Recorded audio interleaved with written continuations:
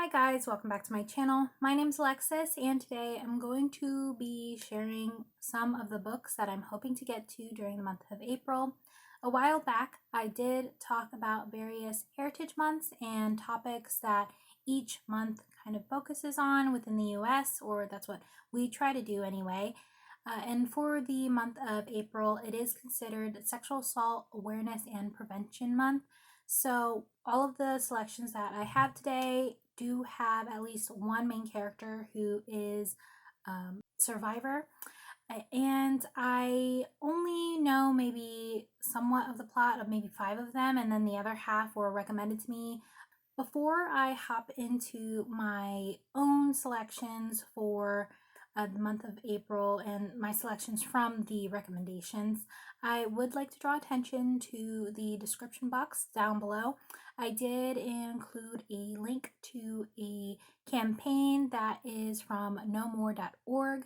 Just keeping an open mind about that, but I believe most of the books that were recommended to me do have just the female main character who is a victim turned survivor. I am not sure because I did not read them yet, and I'm hoping to learn a little bit more about this topic, even if it is within a fictitious world, and I'm hoping to gain a better understanding or be able to recognize when something is problematic, and knowing my boundaries as well as maybe what I'm comfortable with.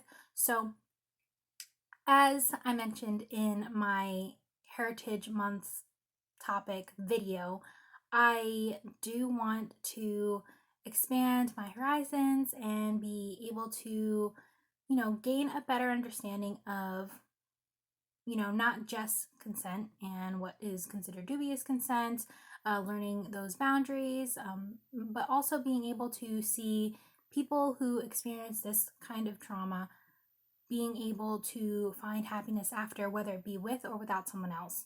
I will be putting out a video next week talking about some of the books I think have a decent representation of it, as well as some that I have read that might be problematic or are problematic, and those can lead to further discussions as well. But again, to each their own, and the romance genre has a bunch of subgenres that may include these type of things. So we have dark romance, we have paranormal romance, fantasy romance. There's various tropes that can include this. This may be captor captive situation. This can be stalker romances, serial killer romances. I've been seeing that as well. Sometimes victim turned killer in their own way, but it's just, in my opinion, it is a way to not only gain a better understanding of what could potentially be going on for someone, but also within a fantasy, we can have that guaranteed happily ever after. And I'm hoping all of the ones that were recommended to me, as well as the ones that I found, are including that. But life doesn't always have that guarantee, and at least within a book, there's that satisfaction, or hopefully when it is done right. So, yes, in the description box down below, I included the link to a campaign that I discovered, but again, there are plenty out there. You are encouraged to do your own research as well. I did also include links to various articles. They would talk about, the history of consent within the romance genre, maybe reasons why people decide to put down romance books because of problematic things that didn't age well, or that we have come to recognize that may not have been, something considered non-consensual 20 years ago or 30 years ago, depending on what book you're reading and what subgenre it is, who it is following, or the characters that you are following, their various situations. So definitely check those out as well. But with that being said, let's get into the books that I'm hoping to get to. Now, the first few books that I want to share were recommended to me through Facebook groups that I'm a part of. I do join ones that are primarily romance readers. Maybe they are trying to trade their books or in search of their books. Maybe it's for specifically diversely reading, writers and readers groups, historical romances, whatnot, dark romances. So I do try to have a range of groups so that way I'm not just getting the same recommendations. However, I will say that a majority of the recommendations that I end up getting don't tend to be that diverse. I encourage people to join various groups to try to improve diversity, and not just in terms of the authors, but the characters you're reading about, the stories that are being told, the various subgenres within the genre that you are interested in. So, yeah, and just learning more, whether that be fictitious or maybe it's nonfiction you're into, whatnot. But I try to do that, and I know I'm not great at it. Just looking at what I read throughout the month can be discouraging, and I don't feel like I'm doing enough yet. So until I feel satisfied, you'll probably know. But here I have Silk and Shadows by Mary Jo Putney. This was published in January of 1991. And I've never read a book by this author. It was recommended, like I said, through a Facebook group. And essentially, this follows Peregrine and Sarah. Peregrine is a man of the ton, and as is Lady Sarah St. James, who is his love interest. It seems he is the one with the secretive past and hidden objective, but he's able to find passion and love with Sarah, although Sarah is already betrothed to someone else. So this sounds like it could be a love triangle. It sounds like there's definitely a suspenseful aspect in here. It's listed or tagged with historical romance, Regency, Victorian. So already have an understanding that it will take place in London as well. And this author is a New York Times bestseller. Not too sure about this one. I haven't heard anything about it, but it was recommended to me, so I'm not opposed, and it sounds like it could be intriguing. Next, I have here by Samantha James, His Wicked Ways. This will follow Cameron and Meredith. So, Cameron is a Highlander, and he is the last member of his clan, surviving member of his clan. So, he's hoping to get revenge on his enemy by kidnapping his daughter and claiming her. That would be Meredith. She is the last daughter of Cameron's enemy, and he wants to force her to provide him with an heir. So there's already consent issues there. There's kidnapping trope in here, captor captive. I can already assume that just by looking at the synopsis. Of course, he finds himself tempted to be with her. It looks like Meredith also vowed never to trust a man, but she didn't know that she would essentially feel the dangerous desire for Cameron, and we get to learn more about his wicked ways. So this is falling into historical romance. I also see tagged here medieval romance, Scotland, so it will be a Highlander romance. And it was published January of 1999, so it's older than me. Unfortunately, on Hoopla, His Wicked Ways is only available as an ebook for me. I do primarily try to use Hoopla for audiobooks so I can get through them faster and just speed up the story so I can consume it. I am a pretty slow reader when it comes to physical books, but we'll get through, and hopefully it intrigues me enough to, continue picking it up. Now, the next recommendation is Impact by Haley Jenner. It is available as an audiobook on Hoopla, or at least for me. I'm not sure if it depends on what state you're in. This is, in fact, a contemporary romance that is a new adult topic. It also has tags as dark romance, mental health representation. This is a male-female romance. it also seems like she did experience, the trauma afterwards, having difficulty finding a reason to keep going until him. On one hand, it's nice to find companionship with somebody, but I hope that the female main character here, who seems to be the one who is the assault survivor, I'm hoping she is not someone who will seem dependent or too meek. I'm hoping she becomes more empowered throughout the story, but I know everyone's experiences are different. I hope it's just well fleshed out. This was published in May of 2019, so it's not that old.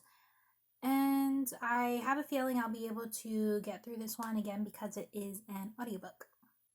LA Metro by RJ Nolan is a book that is available on my Hoopla as an audiobook. This was recommended to me through Facebook groups. I will say that this is indeed a sapphic romance, and I did end up getting the recommendation through a sapphic designated romance group on Facebook. So, this is why I go back to encouraging people to join various Facebook groups in order to diversify your reading. Because, for the most part, if you just join a general genre group, or at least from my experience, if I just have to rely on the romance only groups or even the subgenres, chances are they're not going to see too many couples that aren't heterosexual, and maybe they might not even have that many romances with more than two people. As for this book, LA Metro is following Dr. Kimberly Donovan and Dr. Jess McKenna. Kimberly has her life thrown into shambles because her medical ethics are questioned, she's first in her family, and her closeted lover, who happens to be the chief of the ER hospital she works in, betrays her. So, determined to get a fresh start, Kimberly decides to move to LA and work in the LA Metropolitan Hospital. So, in the new hospital that Kimberly is working in, she will meet Jess there. We already know this will be a workplace romance, that's implied. Jess is, in fact, the LA Metro's chief of ER as well, and gives a whole new meaning to feeling guarded. So, kind of have suspicions about the plot. But when Kim and Jess meet, they have an immediate attraction, but Jess is not emotionally available for a relationship, so they end up staying friends for a period of time. We'll see how they work things out, but this is a contemporary romance, workplace romance, women in STEM, I would argue, as well, being doctors, being female doctors. This I'm pretty confident in. The last book I selected from the list of recommendations to me would be Aurora's Angel by Emily Noon. This is available as an audiobook on Hoopla. It's pretty well rated. This is, in fact, a paranormal romance, a sapphic romance. It follows Aurora and Evie. Evie is a broken winged angel, and Aurora is described as a shapeshifter huntress. She is essentially hunting down her father's murderers, and this will be following her dark past and their journey together. Seems that Aurora will be saving Evie from her captors as well, and Evie will be saving Aurora from herself and finding salvation as well as justice. Well, at least that is what is implied as I look at the synopsis, but we'll see how fleshed out it is. Again, that's pretty well rated for Goodreads anyway, and it was published in August of 2019, so relatively new. It's not a decade old, so we'll see how it's done. I'm not one to gravitate toward paranormal or fantasy romances, but I'm definitely trying to dip my toe in a little more, so this is definitely up there, and hopefully I'll get to it soon. As for all the books that I found related to this topic, I was pleasantly surprised to see that Maya Banks' series, The Montgomerys and Armstrongs, was now available on Hoopla. So I already read the first in the series a while ago. I was interested enough to continue the series, and I'll probably re-listen to it for audiobook first before getting into book 2, which is Highlander Most Wanted. This follows Genevieve and Bowen Montgomery. Bowen is one of the brothers who's introduced in book 1. I do remember that much. Genevieve is a captive to one of the, looks like, rivaling Highlander clans, the McHugh Keep. She is a captive there. But when Bowen essentially storms their keep, Genevieve is unsure about her freedom from then on, and because she doesn't want to return home because of the shame she feels, and they must already presume her dead, she also doesn't want to abandon the other people in the keep. She decides to opt out and become an abbess, or Mother Superior, if you will. Mother Superior refers to the nun in charge, if you will. And Bowen can't help but feel sensual around her, so this is already intriguing to me. Bowen will clearly have to earn her respect, and she has that quiet strength according to the synopsis. So I'm looking forward to this, and it looks like he will discover how his love means respecting her freedom, even if that means freedom away from him. So I really appreciate that. Just based on the synopsis, that sounds like it'll be tasteful. This is a Highlander romance, historical romance, medieval romance for a time period, but it was published in March of 2013. 10 years old this year. Just over 10 years, actually. It was published March 19 of 2013, so just over 10 years old. I know the first one is looked at pretty well because of the disability representation, as the female main character in that book is hard of hearing, if I remember correctly, because of a head injury. Whereas in this book, the female main character, it looks like she will be the one who's a survivor, whereas Bowen is more of the seducer, and I believe he was the entertaining brother as well. But we'll see. I'm looking forward to this one. Definitely excited to get back into the series. Another book that falls into this category, according to my research, would be What a Wallflower Wants by Maya Rodale. This is book 3 in the Bad Boys and Wallflower series. Unfortunately, I have not started any books by this author, so I'm going to have to do it chronologically because I'm just that type of person. I'm not sure if it can be read as a standalone, but I don't want to risk it. It's considered a historical romance, a Regency romance. It is available as an audiobook on Hoopla, and honestly, the reason why I was convinced to pick up this book was because there was a full article talking about how this book addressed the Me Too movement in a very captivating and understanding way that's forward thinking for historical romances. So I will link that article down below if you're interested, but I didn't read too much into the article. I kind of skimmed it because it was published in 2017, and I don't want to feel like I'm reading too much into spoilers, and I'm not sure if that article has spoilers, but beware if you decide to read it yourself. Now, this book will follow Miss Prudence Merriweather Peyton and John Rourke, who is Viscount Castleton.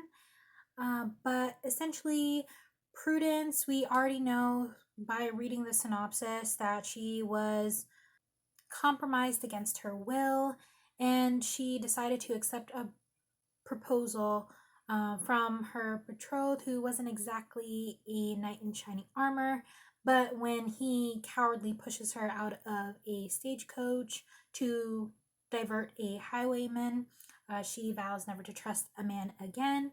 Enter John Rourke. He has a mysterious past of his own and ambitious plans for his future, but he does not have any intentions of having a wife. That is until he's captivated by a young woman who somehow didn't end up married after 4 seasons, so that's why she's considered a wallflower, but no one knows what happened to her. So it seems he already knows that he should be keeping his distance, but he can't help but be tempted by her. When Prudence has her past coming back for her, John feels inclined to protect her. So this sounds good. This sounds consensual between the main characters, anyway. And it already seems like it knows what it is, and it's telling you what it is without sharing the details about it. This is something I'm hoping to get to very soon. It was, in fact, published September of 2014, but it has just under 3,000 ratings. So we'll see. Again, I saw a full article about this book, so I mean, it must have inspired something to do that. So, looking forward to this. The next book I have here that I found would be Pleasures of a Notorious Gentleman by Lorraine Heath. This is available as an audiobook on Hoopla. It is book 2 in the London's Greatest Lovers series by Lorraine Heath. I have not picked up this series yet. However, I did read the Hillians of Havisham series and I really enjoyed that. I hope to own them. This follows Stephen and Mercy.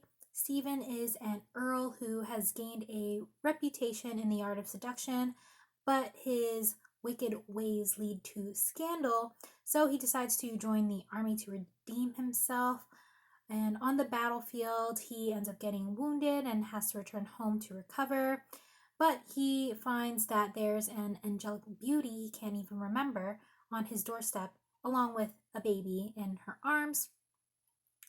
Mercy, on her end, will risk everything to protect the son of the dashing soldier she once knew and admired. So I'm curious. It seems that she intends for Stephen to do the honorable thing and marry her in order to, gain protection for her child. And Mercy seems to have concerns about the innocent deception that could potentially destroy her dreams of a true love with Stephen, who will eventually find out this truth or secret that she keeps from him. So this is a historical romance as implied, Regency romance. It looks like there will be betrayal in here, and there's obviously a child involved, possibly fake amnesia trope, because it's as if he can't remember her, but he might not actually know her. So we'll see what that's all about.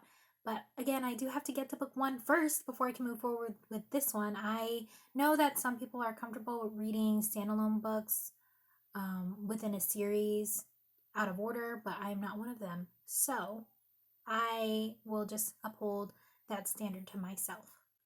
The last book that I have to share today is The Study of Seduction by Sabrina Jeffries. This is book 2 in the Sinful Suitor series.